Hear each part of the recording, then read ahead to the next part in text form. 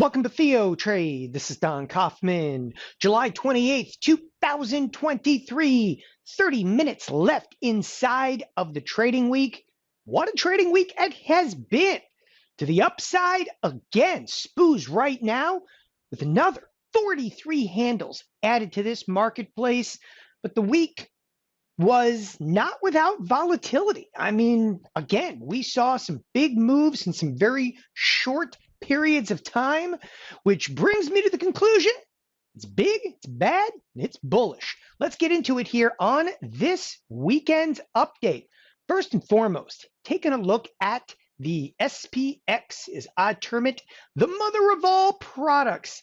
You know, the week really kind of came down to the trading session on Thursday. And a lot came out of that trading session on Thursday with what can only be termed as a fairly massive move in an incredibly short period of time. We'll come back to that a little bit later in this video because it has everything to do with interest rates. Nevertheless, one of the aspects that I just really resonated with me throughout the course of this week is, first of all, not much is going on. I mean, it really, and we're going to talk about this in depth, low volume, no liquidity out there, and there's no liquidity, by the way. Do not confuse with liquidity with volume. Often on the retail side, we kind of mix those two together. But when I say there's low liquidity, it's just bid offer spreads are kind of wide out there. And again, the slightest inkling of news was really moving markets, especially, of course, on Thursday. So if you will, one of the surprising aspects, and I'm going to zoom into it right now because this one, it really kind of caught me off guard. But the Fed came out, all right? The Fed hikes and the marketplace was already up, but there was a nothing event against the Fed. I mean, the Fed, nothing at all happened. And of course, the next day, which is Thursday, we exploded to the upside, only to reverse massively, only to reverse back.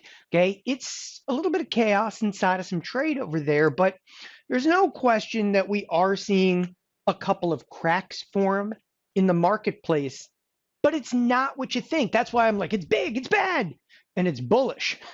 But when I say some cracks form, that has more to do with the liquidity situation, which I'm going to discuss here momentarily. All right, so as I said a moment ago, first on deck over here, the Fed comes out, does a little dance, makes a little love, gets down tonight.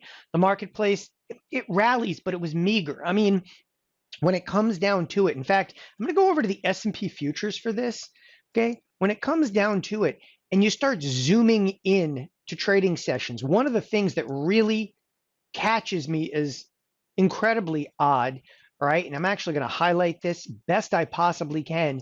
Does that even look like a Fed day? All right, again, this is the S&P futures. It's unusual because it's the volume that's the standout in here. In fact, on that Fed day, okay, we actually did below average contract size in options as well. I believe we did 39 million option contracts. Average for 2023 has actually been 44 million option contracts. On the contrary, though, Thursday was absolutely rocking. And here we are on a Friday afternoon, and the volume on this Friday is actually going to be more than the Fed day. All right, so the Fed was just not even in the equation over there. So Fed hikes, market rallies. Why? No one seems to care. All right, the next thing that I wanted to discuss, because there's a lot of conjecture around the rally and what's causing the rally. And, I've talked in excess about what really is causing a lot of the rally, which is a divine trade it's ultimately perpetuating this feedback loop to the upside.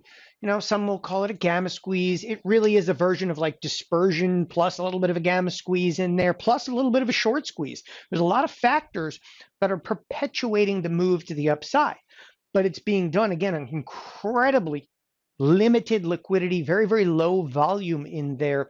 But the one thing that is incredibly apparent, okay, is that this is not a retail rally. What I mean by retail rally, okay, everybody looks at everybody else during, market moves like this. And, are you involved in this? Are you involved in this? Okay. Everybody's looking. And if you read any Reddit board, of course, everybody says they're involved in it. Okay. There's nothing but money to be made, but you want the reality behind it. Okay. Type in $IMX. Okay. For those of you that do not know what the $IMX, it's the investor, movement index from TD Ameritrade. Now, I was at TD Ameritrade, when they built the IMX, Investor Movement Index. And what the Investor Movement Index is, it's only once a month, but there's incredible insight to it. In fact, to take a better look, it's only calculated once a month, so it's a dot on the screen. Take a better look at it. Here's the most effective way to do it. Open up like a 10-year. It could be weekly. It doesn't make a difference. It's monthly anyway. And just put in an area chart. And the reason that I really want you to see this is, and some people are like, well, I'm not at TD Ameritrade. Look, what this little investor movement index happens to be, it's like beta weighting all TD Ameritrade clients, and aggregating them together. So it doesn't look at sentiment. Sentiment is like a survey where somebody comes in and they go, oh, what do you think about the markets? Oh, I'm very, very bullish. It's not like that. What it basically does is it looks at your account. You go, I didn't even know they were doing that. Yeah, well, they are doing that. You signed off on it, but you are involved, in this if you have an account at like TD Ameritrade. And, in terms of retail accounts, there's a lot of retail accounts, TD Ameritrade. But the point being, it's like a beta weighting to see like how many deltas aggregated would you be long or how many deltas aggregated would be short. And one of the things that is very apparent here is the next time I hear somebody say it's a retail rally, it's this, it's that, really? Because right now, this is horrendously low. Still horrendously low. And it's something that's really resonated with me day in and day out. But I finally got to the point where I'm sick of hearing people in the conjecture around what's actually causing the rally. It is clearly not on the retail side, because I keep mentioning, I'm like, the trade that's going on, that's perpetuating the feedback loop to the upside, it's prop firms, it's hedge funds and so forth, and it's all algorithmic trading. There's no volume but it. And when it comes to being bullish or bearish, retail, and this is kind of ironic, retail obviously was bailing out of positions huge, and that was 2022, and here we are in 2023, they came back a little bit, I'll give you that, but if you look at the rally, this looks absolutely unequivocally nothing like, what's going on inside of the marketplace.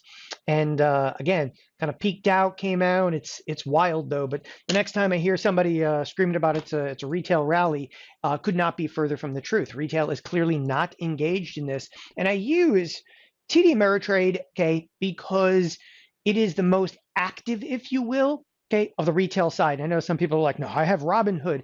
I got it, but it's like really representative of the most active retail clients, because the platform Thinkorswim, it's got your traders on it. And there's still more traders on Thinkorswim by far than any other like brokerage platform. Of course, that may change in years to come, but we'll actually take it for what it's worth. The, again, Investor Movement Index gives clear insight to it. The next aspect on the bullets over here is two-sided trade. This is something that I mention constantly. One of the most challenging things in a marketplace, that's straight up in a feedback loop, is you're not getting, again, what we term two-sided trade. Two-sided trade means markets that go up and go down. See, look, most of the time, markets do not have this linear of a move. And a linear move like that makes it next to impossible. There's no entry points. It's tough. It's extraordinarily tough on retail because no pullbacks, no easy entry point. And that's when people, oh, we just buy the dip. Meanwhile, you had your first really good two-sided trade on Thursday. Interestingly enough, and this is one of the reasons I'm bringing this up today, all right, on this Friday, very low volume day, but once again, we are actually seeing some two-sided trade on an intraday basis start to emerge. This is something to watch very, very carefully, because if you're trying to get a feel for, when is this craziness going to end? Because you feel like you have no good entry point to the marketplace. I don't want to digress too much, but I would agree with that statement. It's very, very difficult in one-sided trade. You know, what can you do? Well, I can get long or I can get long. But bottom line is some two-sided trade is actually starting to emerge. Now, with that being said, obviously, okay, on Thursday, it was a massive reversal in the marketplace. Market actually all the way up to 46.34, a wild reversal. I mean, you know, when you have an 80-point reversal in markets, okay, don't take that with a grain of salt. That's big. You know, something obviously snapped and changed in the marketplace. It was actually news, okay, about yield curve control. That's the YCC yield curve control over in Japan that sparked it, which is going to bring up a question about bonds here in just a moment. Nevertheless, two-sided trade, okay, be on the lookout for it this next week in trade. It would be a sign of it's a complete change of tone. It's like, you know, you're doing 100 miles an hour to the upside over here, and all of a sudden you better start downshifting, because this is where people start to, again, I call it the Pavlovian trading response. You know, the bell goes off, ding, ding, ding, ding, everybody buys. All of a sudden you see this dip and everybody buys the dip. Do not, okay, follow every, you know, nuance of the trade without actually considering the fact that risk could be just amazing, if you will, to the downside. And it's one of the things that we're going to discuss next over here. Two-sided trade might be making an appearance. Now, we have low volume and we have a very, very limited liquidity. The first thing I want to talk about, the differential volume. Okay, when I look at the S&P futures and I'm actually looking at volume, it's like the number of contracts traded. You want to see something really, really wild here? So we would all have to agree that the markets have rallied up pretty good throughout the course of this week, right? I mean, the S&Ps are up, not wildly up, but they're up. I mean, we got very close to, if you look at the SPX, the upper edge of the expected move, we tagged it on Thursday, pulled back. But again, you know, you're between a 40 and 50 point move to the upside throughout the course of this week in the S&Ps. Okay. Nevertheless, well, first of all, there's still 20 minutes left in the side of the trading week, so don't get ahead of yourself over there. But there's been, again, very limited volume, very limited liquidity in here. And as I said, there's a differentiating factor between those two. For those of you, you know, I'm going to start with volume actually here. I'll start with volume and mention a little bit about volume. Okay, today's actually a perfect day to talk about it. So again, we'd all agree that the S&Ps are up today. You know, it's almost to the tune of 1%. The Nasdaq is flying. It's up almost 2% right now. Take a look at the financials. One of the first things I want to point out, the financials are like, oh, great. So you point out something that's not moving. Okay. Yeah, but it is one of the biggest sectors, right? Along with that, you'd have to look at the energy sector, which is also, okay, one of the bigger sectors out there. It's flat as well. One of the things I'm trying to point out over here, if you look at the energy sector and its volume, and again, we're going to talk about volume first. Look at its volume, okay? It may actually make almost as much volume as yesterday. The crazy thing is, okay, there's actually huge earnings inside of the energy sector today. I just wanted to bring this up because I don't think people are paying attention, right? There's earnings. ExxonMobil, does that look like earnings has transpired from a volume perspective? Okay, absolutely not. And most of the time, volume absolutely surges when there's earnings coming out. You take a look at like Chevron, it too had earnings. One of the things that really surprised me, there's no engagement. There is no engagement, okay, in these products. Moreover, if you take a look at the financials, okay, the reason I'm bringing up the financials, it's not just low volume in here. It's non-existent, okay? You see this one trading session over here that has less volume, okay? And I'm zoomed in the best I can. Well, you know what? Forget it. We're going to zoom in even more, okay, because it's that important. See that one day, that's a half a trading session. We're doing the kind of volume that you know, we're barely above the volume of like a half a trading session.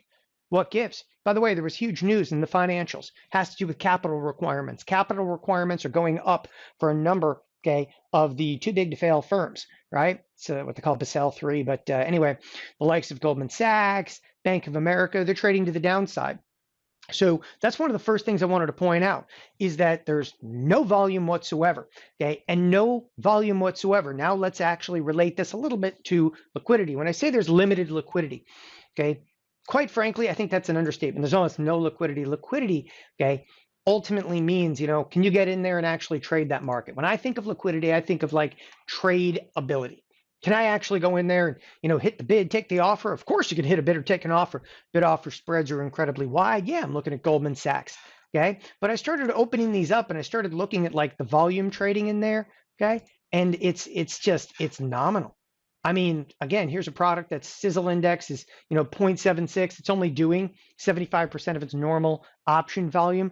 It's an OPEX day. Of course, every Friday's OPEX. There's just nothing going on. But when talking about liquidity, here's the bottom line and what I really wanted to get to, and close that up for a second. When it comes to liquidity, one thing I noticed, the concentration of liquidity, okay, is into Nasdaq stocks, and that's it. I mean, literally, it's like everybody has every weapon pointed directly at 7 stocks and nothing else matters on the screen. And yes, this has been relatively true, okay, for a considerable period of time, but never before to this extent. Okay, you start looking at stuff like XLE, and when I start talking about liquidity, you got to open up the option markets. XLE is just not doing any size. There's nothing in there. You jump to something like NVIDIA, and again, we look at sizzle index. Sizzle is today's option volume versus the previous 5 days option volume. Sizzle index, it's moving a little bit, 1.3 in here. You look at something like Tesla. Tesla's a mover on the screen, right? It's up almost 4%. Yeah, it's doing 1.6. There's no volume anywhere that I can find other, okay, than these 7 underlines. I mean, all of it's being done in there. So it creates, we have a crisis right now, and people are not talking about it. It's limited liquidity in anything but those tech underlyings. So if you put all and concentrate all of your firepower, and I'm actually talking about everybody from market making firms to prop trading firms, okay, to hedge funds, all of these firms are concentrating all their firepower to the same 7 underlyings, which, by the way, the Nasdaq rebalance at that point had no material impact because the Nasdaq rebalance, nobody gives a crap about the actual balance in Nasdaq. It's all option order flow that's actually driving, the feedback loop in the marketplace to the upside. So what we're seeing in here, low volume, the XLE with earnings and ExxonMobil and Chevron isn't doing any volume. The XLF with fairly big news. And by the way, the financials, Fed actually spoke this week. It's got nothing. It's just got no material impact whatsoever. It was brushed off. And it, again, is a concentration of liquidity like we have never seen before. This is something that we've talked about in the past, incessantly in the past. But the situation is, it's beyond coming to a head. When the Nasdaq goes out and rebalances and it has absolutely no impact over there, you got to be a little bit concerned because at some point, these stocks, what's going to transpire is we get a little bit of a rug pull and the liquidity is just not there to actually support the marketplace. Bid offer spreads are going to widen out and markets get wild in a hurry. Okay, the low volume, low liquidity situation is a recipe, okay, for horrendous volatility to which the market, okay, has difficulty supporting itself in fast moves. Moreover, and interesting enough, the irony is we might have actually seen a glimpse of that yesterday where a low liquidity situation, okay, was actually met with, well, some real volatility and in a brief and fleeting moment on what was kind of nothing news. It's an 80-point reversal. And this was actually rather orderly. Okay, what concerns me is looking at, trade in the future can get very disorderly in a hurry, given the fact that, again, there's just no one's concentrating any firepower anywhere else. By the way, to further that and to just give you a little tidbit on there, both Citadel and Virtue, those are, okay, where you actually send your order flow. Those are market making firms, okay, have reported substantial declines in order flow, amounting to almost 30% declines year over year. Again, both Citadel, I believe, was down 29%. That's a private firm. Virtue Financial is actually a public firm. Again, looking at 30% declines in order flow. So it is not, okay, just me mentioning this and low liquidity and low volume. The market making firms are feeling it as well.